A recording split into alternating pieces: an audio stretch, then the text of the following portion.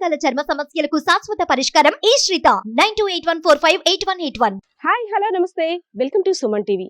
CM Jaganmohan Reddy ఏ సంకల్పంతోనైతే ఆడుదాం ఆంధ్ర అనే కార్యక్రమాన్ని ప్రవేశపెట్టారో కానీ నిజంగా ఆయన కళ సాకారం అవుతుందనే చెప్పుకోవచ్చు. ఎంతోమంది క్రీడాకారులు ఆడుదాం ఆంధ్ర ద్వారా తమ నైపుణ్యాన్ని ప్రదర్శించి జాతీయ అంతర్జాతీయ స్థాయిలో కూడా గుర్తింపు పొందేందుకు ముందుకు వెళ్తున్నారు. దీనికి నిదర్శనమే విజయనగరం జిల్లా ఎస్కోట నియోజకవర్గంలో అలమండ గ్రామానికి చెందిన కే పవన్ అలియాస్ ఆనంద్ పాల్. ఇప్పుడు రీసెంట్గా ఆడుదాం ఆంధ్రాలో తన ప్రతిభను చూసి చెన్నై సూపర్ కింగ్స్ దృష్టిలో పడ్డాడు. వాళ్ళు కూడా తనకి శిక్షణ ఇచ్చి ఆడించేందుకు కూడా తీసుకువెళ్తున్నారు. ఒకసారి తనని ఇంటర్వ్యూ చేద్దామా? అమ్మా, ఇక్కడ పవన్ ఆనంద్ పాల్ రీసెంట్గా ఆడుదాం ఆంధ్ర నుండి ఐపీఎల్కి సెలెక్ట్ అయ్యాడు కదా. అబ్బాయి వాళ్ళ ఇల్లు ఎక్కడమ్మా? ఇదేనా ఈ కమ్మరి ఇల్లా? Okay, hi. ఇద్దరిలో ఎవరు పవన్? నువ్వా? Champion. First of all congratulations. Thanks madam. ఎలా ఉంది ఈ హ్యాపీయెస్ట్ మూమెంట్? రా, నీతో కూర్చొని చాలా మాట్లాడాలి, కూర్చో. తను మీ బావ? ఇద్దరు ఒకేలా ఉన్నారు.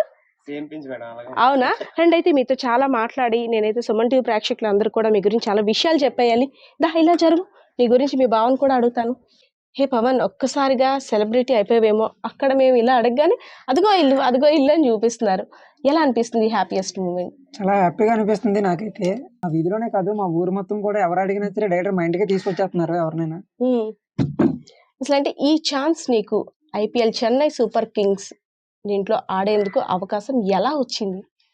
అంటే ఆడుదాం ఆంధ్ర అనే కార్యక్రమాన్ని జగన్ గారు పెట్టారు. అందులో నేను రిజిస్ట్రేషన్ చేసుకున్నాను. అలాగే కష్టపడి స్టేట్ వరకు వెళ్ళగలిగాను. అక్కడ నా టాలెంట్ని చూసి సిఎస్కే ఫ్రాంచైజ్ వాళ్ళు నాకు ఒక అవకాశాన్ని ఇచ్చారు. అంటే దత్తత తీసుకోవడం అనేది చేశారు. దానివల్ల నాకు ఇంత మంచి అవకాశం వచ్చింది సిఎస్కే ఫ్రాంచైజ్ వల్ల. యాక్చువల్గా అయితే చాలా హ్యాపీగా ఉన్నాను ప్రస్తుతానికి. మొత్తం విజయనగరం డిస్ట్రిక్ట్ మొత్తం నేనంటే ఎవరు తెలియని వాళ్ళు ఎవరు లేరు ప్రస్తుతానికి. ఇంత పెద్ద పైకి వెళ్ళాడా, ఈ అబ్బాయి అలా వెళ్ళాడు ఏంటి అని అందరూ చెప్పుకోవడమే. అంటే ఎక్కడ చదువుకున్నావు? చిన్నప్పటి నుంచి ఈ ఆట మీద ఆసక్తి ఎలా వచ్చింది? అంటే మేడం, నాకు 10 years ఇంటి పక్కన గల్లీలో ఆడుకునే వాళ్ళము. అక్కడ నుంచి జడ్పీజీహెచ్ స్కూల్ హై స్కూల్ అని అలమండలో 6th నుంచి 10th వరకు చదువుకున్నాను. అక్కడ కూడా డ్రిల్ మేడమ్స్ అందరూ నాకు సపోర్ట్ చేసి ఆడించారు. అక్కడ హై స్కూల్లోనే అలా నేర్చుకుంటూ పైకి వచ్చాను. అలాగా 200, 300 మనీకి నేను బయటికి వెళ్ళి మ్యాచ్లు ఆడేవారము ఇద్దరము. ఎక్కడికి వెళ్ళా ఇద్దరిని పిలిచేవారు ఫోన్ చేసి, ఇలా మ్యాచ్కి రండి, ఇలా 300 ఇస్తాం 400 ఇస్తామని. అలాగే వెళ్ళేవారము. ఒకరోజు డిస్కషన్ చేసుకున్నాము ఇద్దరము, 300కి 400కి వెళ్ళడం ఏంటి, మనం ఇంకా ముందుకు తెలియాలరా, మన టాలెంట్ ఎవరికి తెలియటం లేదు, గుర్తించట్లేదు మనల్ని అనేసి అనుకున్నాము. ఇంతలోనే జగన్ గారు ఆడుదాం ఆంధ్ర అనే కార్యక్రమాన్ని పెట్టారు. అందులో రిజిస్ట్రేషన్ చేసుకున్నాము. ఓన్లీ అలమన గ్రామం నుంచి ఒక టీము. అందులో మేము నువ్వు బ్యాట్స్మెన్ వా బౌలర్ వా? బ్యాట్స్మెన్ అంటే యాక్చువల్గా ఆల్రౌండర్. నేను స్టార్ట్ చేయడము బౌలర్ నా నుంచే, బ్యాటింగ్ చేయడం కూడా నా నుంచే. అసలు యాక్చువల్గా 2 విధాలుగా ఆల్రౌండర్ ప్రదర్శన చూపించేవారు ఇద్దరమే కూడా. అది సిఎస్కే ఫ్రాంచైజ్ వాళ్ళు గుర్తించారు స్టార్టింగ్ నుంచి. అసలు మేము సెమీస్ వరకు వెళ్ళి పోయాము. అక్కడ మాకు ఈ అవకాశం వస్తుందని అనుకోలేదు మేము. అంటే ఫైనల్ కొట్టే వాళ్ళకి అవకాశం వస్తుంది కదా, మళ్ళీ తొక్కేస్తారేమో అనుకున్నాము. కాకపోతే వాళ్ళు ఫైనల్లో కాకుండా సెమీస్ వరకు వచ్చిన, ఫైనల్కి వెళ్ళిన, ఎవరు బాగా ఆడగలిగారు, ఎవరిలో ఎంత టాలెంట్ ఉందని చూసి మమ్మల్ని ఇలాగా సెలెక్ట్ చేయడం జరిగింది. ఓకే, ఇది ఒక గ్రేట్ అచీవ్మెంట్ అని చెప్పుకోవచ్చు, అవునా? ఇది ఒక హ్యాపీయెస్ట్ మూమెంట్. దీన్ని విన్న తర్వాత అమ్మా నాన్న ఎలా రియాక్ట్ అయ్యారు? అంటే మేడం, అమ్మా నాన్న అంటే నాకు డాడీ చిన్నప్పుడే చనిపోయారు. నాకు 6 years అప్పుడు చనిపోయారు. మమ్మీ రీసెంట్గా ఒక 2 years బ్యాక్ చనిపోయారు. ఎలా అమ్మా? అంటే మమ్మీకి హెల్త్ బాగోలేదు. డాడీ ఎలా చనిపోయారో నాకు తెలియదు. అప్పుడు చాలా చిన్నపిల్లని, తెలియదు నాకైతే. అంటే అమ్మకి నువ్వు చిన్నప్పటి నుండి క్రికెట్ గేమ్ ఆడడం తెలుసా? ఎంకరేజ్ చేసేది? ఎంకరేజ్ చేసేది, అలాగే తిట్టేది కూడా.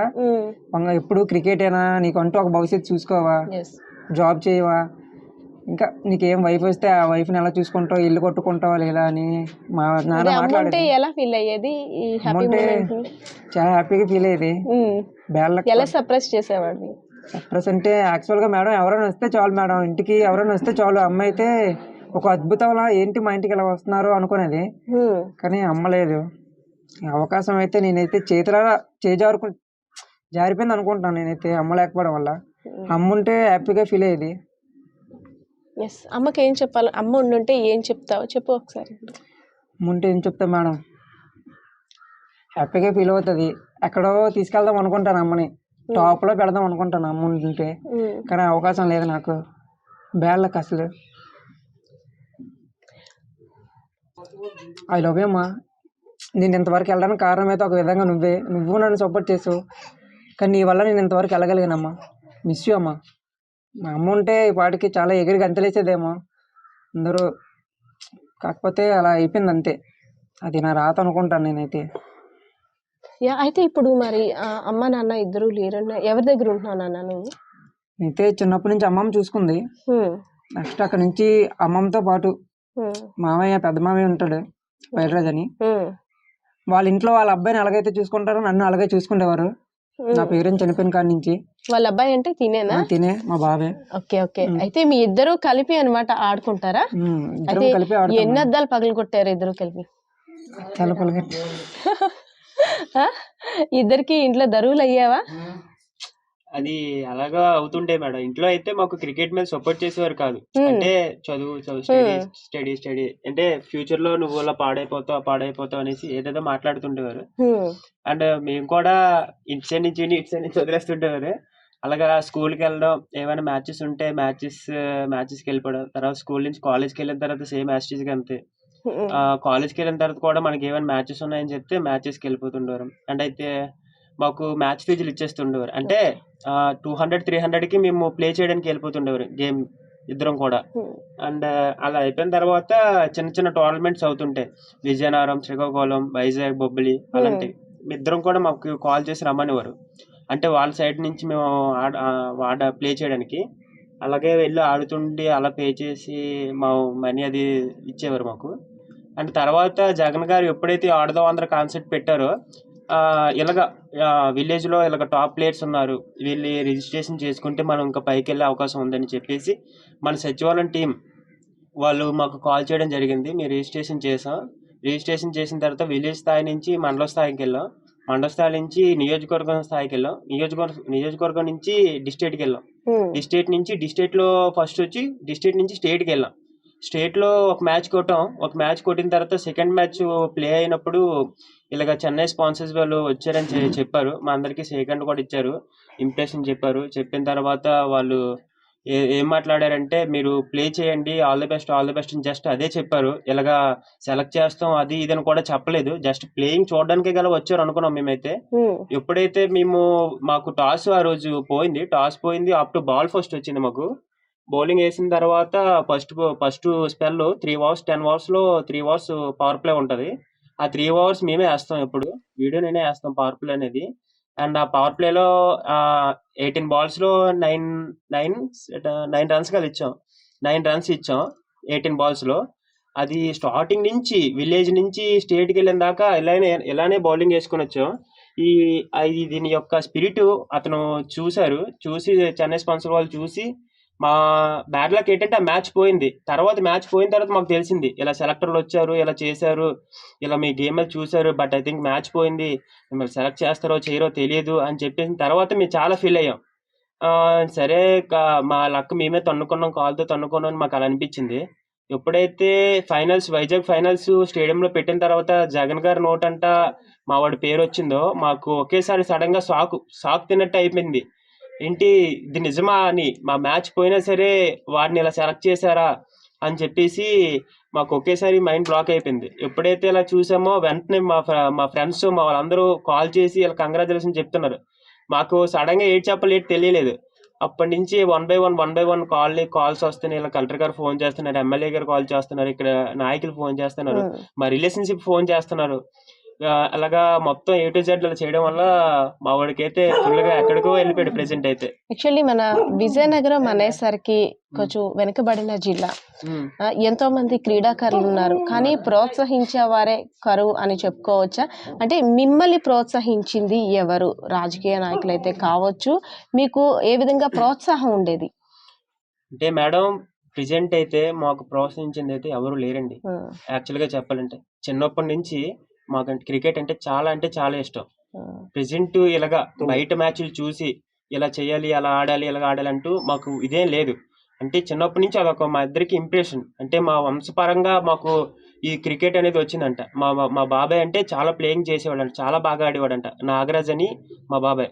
వాళ్ళ యొక్క వారసత్వం అలా వచ్చిందిరా మీ ఇద్దరికి అని చెప్పి చుట్టుపక్కల వాళ్ళు అనేవారు.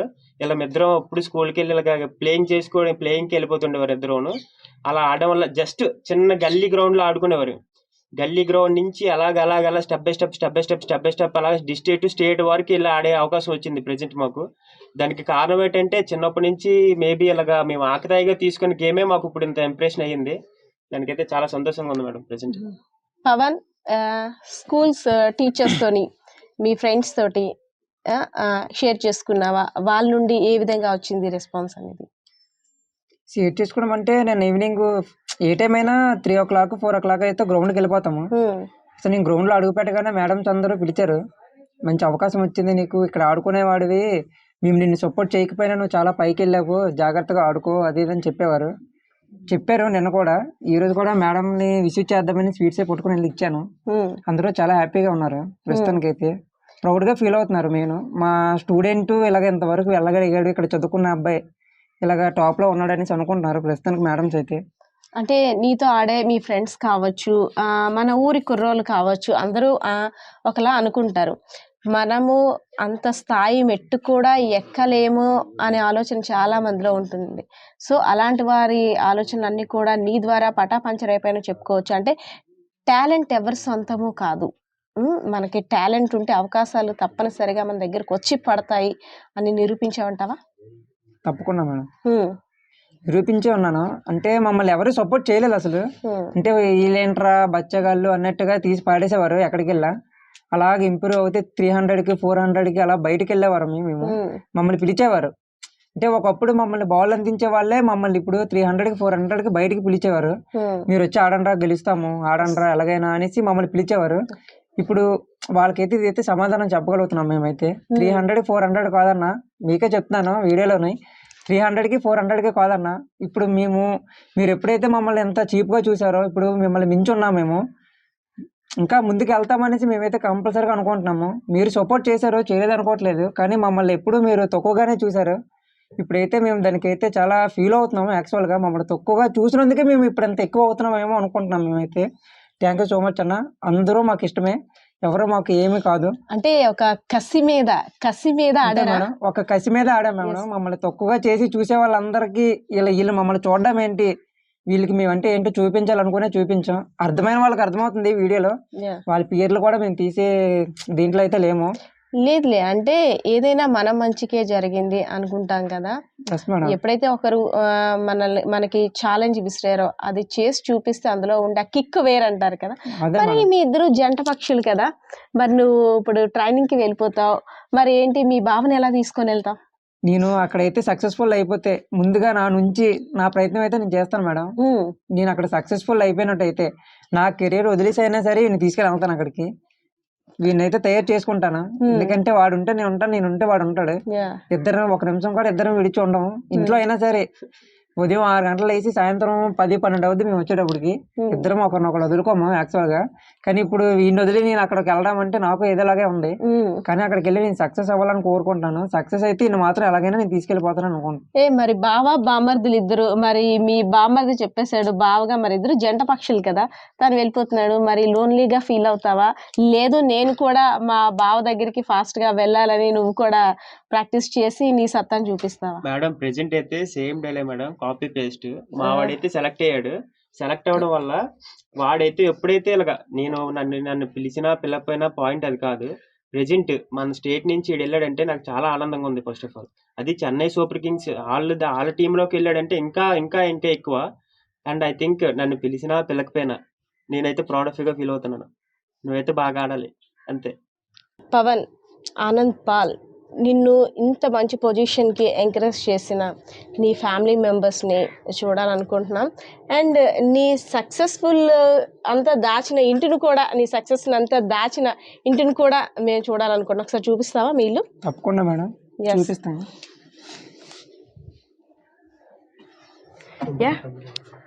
ఆనంద్ వాళ్ళ ఇంట్లోకి వెళ్తున్నాం.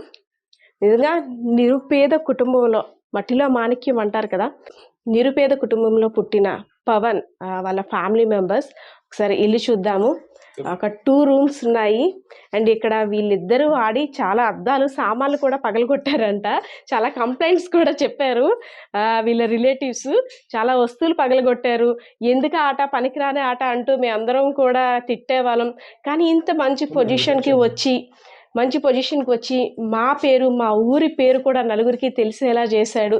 ఇప్పుడైతే ఆనందాన్ని కూడా వ్యక్తపరచలేనంత ఆనందంగా ఉంది అని అయితే చెప్తున్నారు. ఒకసారి ఫ్యామిలీ మెంబర్స్తో మాట్లాడదాం, వాళ్ళంతా హ్యాపీగా ఫీల్ అవుతున్నారో. బికాజ్ ఆఫ్ పవన్ చిన్నప్పుడే తల్లిదండ్రుల్ని కోల్పోయాడు అండ్ మదర్ రీసెంట్గానే చనిపోయారు. ఆ బాధను కూడా మనం చూసాము. అప్పటి నుండి కూడా వెన్నంటే ఉండి నీకెందుకు మేము ఉన్నాం ధైర్యంగా, అమ్మా నాన్నలా మేము కూడా మమ్మల్ని కూడా భావించు అంటూ అత్తయ్య మామయ్య కూడా తనకి సపోర్ట్ ఇచ్చారంట. ఒకసారి అత్తయ్య మామయ్య వాళ్ళతో కూడా మాట్లాడే ప్రయత్నం చేద్దాం. పవన్ ఎవరు వీళ్ళు, అత్తయ్య మామయ్య ఏంటి? అత్తయ్య, పెద్ద మామయ్య. అమ్మా, మేనల్లుడు సాధించిన విజయానికి ఎలా ఫీల్ అవుతున్నారు మీరు? ఒక తల్లిగా, అమ్మ చనిపోయినప్పటి నుండి కూడా ఒక తల్లిగా మీరే సాకారు. అంటే అమ్మ లేకపోయినా నేనే నీ అమ్మని అనేసని వెన్నుండి ధైర్యం చెప్పారు. ఇప్పుడు ఒక మంచి అవకాశం వచ్చింది, ఎలా ఫీల్ అవుతున్నారు? బాగా ఫీల్ అవుతాను. పైకి వెళ్ళాలనేసే ఉంది. ఎక్కువ అల్లరి చేస్తాడా పవన్? అల్లరి బోల్డ్ అల్లరి. ఇంట్లో పగలగొట్టాడా అన్ని వాళ్ళతోటి? బోల్డ్ పగలగొట్టారు. అప్పుడు ఏమనేవారు మీరు? ఇంకా అవి చెప్పడం ఎందుకు, అయ్యో మేనల్లుడు పైకి రావడమే కావాలి. ఫస్ట్ ఈ విషయం ఎవరు చెప్పారమ్మా మీకు? ఎవరు చెప్తారు? ఇంకా అలాగే ఆటలకి తెల్లవారితే వెళ్ళిపోవడం. ఏమని తిట్టేవారు అంటే క్రికెట్కి వెళ్ళిన తర్వాత వీళ్ళు భోజనం కూడా సరిగ్గా వచ్చేవారు? ఎదవలు రాలేదు అనేసి తిట్టారు. మరి ఆ మెడల్స్ తీసుకొని వచ్చి చూపిస్తారు కదా, అవి పారేశ్వరం బయటికి. ఏమలా? అలాగా ఎందుకు? అవి ఎక్కడో చదువుకుంటే మరి ఏ ఉద్యోగాలు అవి వస్తాయి కదా అనేసి ఇద్దరివి పారేశ్వరమే. పారేసినా మళ్ళీ మేము కునుకొనిచ్చి వచ్చారు, భోజనాలు చేసి మళ్ళీ పడుకుంటారు. ఇద్దరిని అంటే మీ అబ్బాయిని మేనల్ని కూడా తిట్టేవారు? ఇద్దరిని తిట్టేవారు, తలుపు వేసేసేవారు. ఆ బయటకు తోసిస్తే మళ్ళీ మేము కునుకొనిచ్చి వచ్చారు. సార్, మీరు మాయ గారు అవుతారు కదా, మీరు ఒక ఫాదర్ లా తను ఎంకరేజ్ చేశారంట, తన మాటల్లో విన్నాము. నిజంగా అంటే ఇంటి పెద్దగా ఒక బాధ్యత తీసుకొని తను వెన్నంటే ఉండి తనకి సక్సెస్కి మీరంతా కారణమయ్యారు. ఎలా అనిపిస్తుంది సార్? మీ మేనల్లుడు గురించి మీ నోటట వినాలని ఉంది. మేనల్లుడు గురించి అంతే, ఒక పై ఎడ్జిగడ అవ్వడానికి మీదకి వెళ్ళడానికి అనేసి మేము అనుకుంటున్నాం. మా చిన్నప్పుడు బట్టి అలాగా తిట్టో కొట్టో ఎలవనాగా ఆడిని బడిలో పంపి చదివించి మీదకి తెచ్చి చేసుకోమన్నారు. కానీ వాళ్ళు క్రికెట్ ఆట మీద పడి అలాగా క్రికెట్ ఆటలకి వెళ్ళిపోయారమ్మా. వెళ్ళిపోయిన తర్వాత మరి వాళ్ళ ఇష్టం అనేసి మామ కూడా మరి వాళ్ళ జ్యూసు జోలు తెచ్చారు కాదు. అలాగే పైజుడు అయ్యాడండి, ఛాన్స్ అయ్యాడు. ఇప్పుడు మా సొంత పిల్లడినాక పంపించడానికి అనేసి సొంత కొడుకునాక అనేసి భావించుకొని మా మీదకి వెళ్ళడానికి అనేసి కోరుకుంటాను. మరి మీ చెల్లమ్మకి మీరు ఇచ్చిన మాట, నీ కొడుకుని నా కొడుకులా భావించి ఒక ప్రయోజకుడిని చేసి చూపిస్తాను అని మీరైతే ఏదో ఒక రోజు అనుకుని ఉంటారు. ఆ కళ నెరవేరిందా ఇప్పుడు? నెరవేరింది. ఎప్పుడు ఏడ్చేదమ్మా వచ్చి నా కొడుకుని నా కూతురిని చూడండి, నా కొడుకుని నా కూతురిని చూడండి అనేది ఎప్పుడు నా దగ్గరకే వచ్చేది. వచ్చినందుకే దేవుడు చూసాడమ్మా. ఎప్పుడు బాబు పట్టుకొని ఏడిసేది నన్ను పట్టుకొని. అయినా వీళ్ళు ఫస్ట్ కానివ్వండి మరి అలవాటు అయిపోయింది వాళ్ళ అక్కకి ఏడికి. పవన్, మీ ఫ్రెండ్స్కి అండ్ నీ మంచి కోరే నీ శ్రేయోభిలాషులకి అండ్ నిన్ను అప్రిషియేట్ చేస్తున్న వారందరికీ నువ్వేం చెప్పాలనుకుంటున్నావు? ఇదిగా శేఖరన్న, వీరేష్, శ్యామ్, రవి, దిలీప్, సురేందర్ సార్ అందరికీ అయితే నేను రుణపడి ఉంటాను. మీ వల్ల నేను ఇంతవరకు వెళ్ళగలిగాను. అలాగే నా టీం మెంబర్స్, అలాగే మా మావయ్య, చిన్న మావయ్య కూడా నాగరాజు మాయని, అతని వల్లే, అతని బుద్ధిలే మాకు వచ్చే మెయిన్. అతను మా ఆయన తేజ్ ఉండేటప్పుడు కూడా ఇలాగే చేసేవాడు. ఇప్పుడు మేము చేస్తున్నాము. మమ్మల్ని చూస్తే అతను గుర్తొస్తుంది, అతను చూస్తే మమ్మల్ని గుర్తొస్తుంది. Thank you for support Maya. Thank you for support all friends. Thank you. Pawan మాటలు వింటుంటే ఒక డైలాగ్ అయితే గుర్తొస్తుంది కదా, డైలాగ్ కాదు పాట. కొడితే కొట్టాలిరా 6 కొట్టాలి, ఆడితే ఆడాలి రఫ్ ఆడాలి. నిజంగా తన మాటలు వింటే అచ్చు గుద్దినట్టే ఉన్నాయి.